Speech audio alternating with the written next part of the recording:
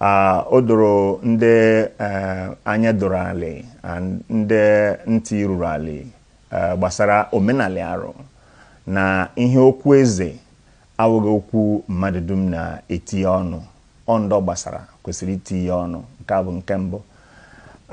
Eziokwu nọ n'omenala arụ bụ na ịhọpụta eze onye eze ruru wọkwara ezi, anaghị enyo ya enyo, ọ bụghị ihe itu eyi, ọ bụghị ihe ịgba njọ.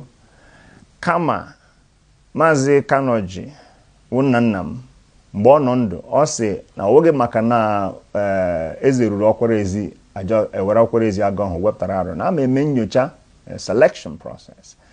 Nyocha a wee iji vụ onye gara mkpọrọ anaghị achị arụ, onye nkwụcha anaghị achị arụ, onye nzi anaghị achị arụ, onye omume ya nwere ntụpọ anaghị achị arụ.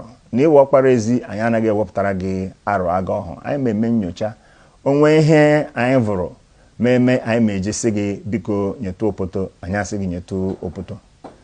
Ikwere na aga omenala ọhụ dị ịbịa na ime ụlọ onye oche eze arụ wụ nna m ochie Dede Orji ọ ya ka o ruere agaghị ya ruo nna m Maazị Joshua Kanoji. Ọ mmadụ abụọ bụ ndị ochie anyị nwe n'ụlọ. Mgbe eze arụ nke nọbụ ya ezomara ya, anyị ndewu ndị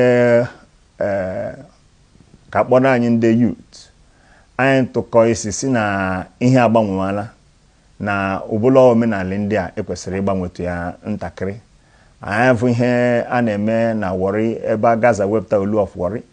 Anyị avụ ihe a na-eme ebe a gaza wepụta Oni of Ife. Ndị agba ụmụ youth ndị uke anyị bịa kwuoro ndị nna nna anyị na anyị ma omenala ọ bụghị nke a na-enyo nyocha, kama na ọ ma dị mma na agbanwetụrụ omenala a ka enwee ike ka ndị kasịtụrụ ike ndị ma ebugo ochie a na ogbe eto anyị ọnụ mmiri n'aka ka anyị chịkọta arụ mgbe nwoke dị ndụ wa na-agbaji anyị olu n'ezi anyị aga amazame ihe na ndị mba dị iche iche ihe ahụ agaghị ụzọ eme.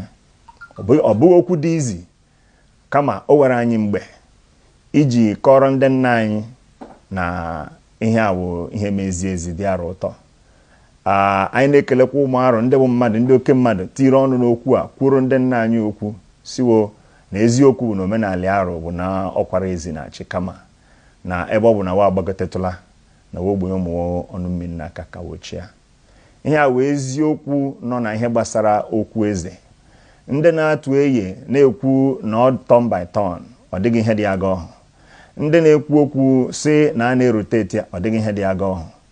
Ifere anyị dum ụmụ youth ewepụtara gara screening process, ọ dịghị onye n'ime anyị eze ruru. Ọndụ ochie ka eze ruru, ma kama za na nghọta na mgbanwe na aga ihe zadị wokweta si na anyị ndị wu ndị youth bịa garawo, kama site na ọgba aghara na ndị iro na-akwayo onye a na-eke oke n'ime ụlọ kwesịrị ibu olu. O kweghị anyị wepụta onye olu.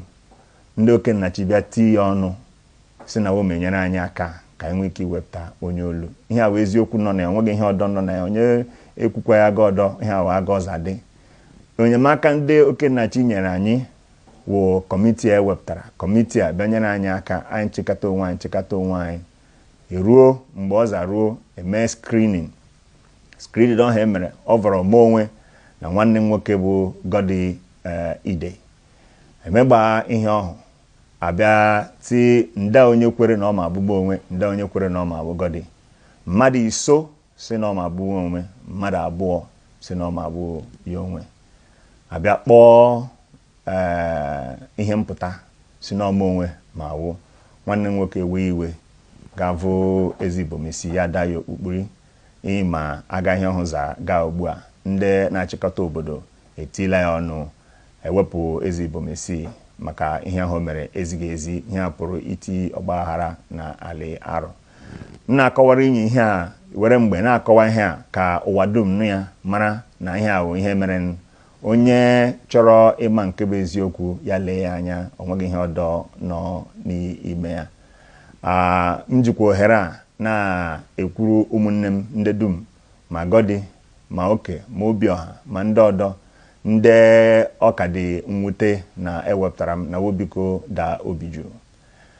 Mgbe ndị oke nnachi wepụtara m, anyị bịa gaa na ndị oke aga omenala arụ zade kwuorowo kwarowo ngwa isi kwuoro na ewepụtala eze wo nabata m.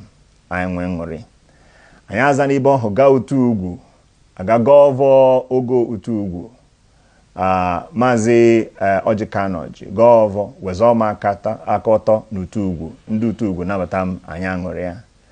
Anyị abịaza n'ibe ọhụ gaa na Bịanko na Amaja wo wezọma aka ọtọ agọọvọ ogo ekwekọrịta na ewepụtala arụ eze. Nke ọhụ omenala arụ na ewepụta eze ezi ya ndị oke, ezi ya ndị utu ugwu, ezi ya Bịanko na Amaja. Imegba nke ọhụ ihe gbasara iwepụta eze arụ agwụla.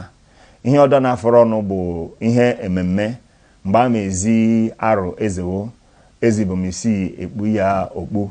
Eze Ibomisi enweghị ọnụ na ikwu onye ma wee eze arụ.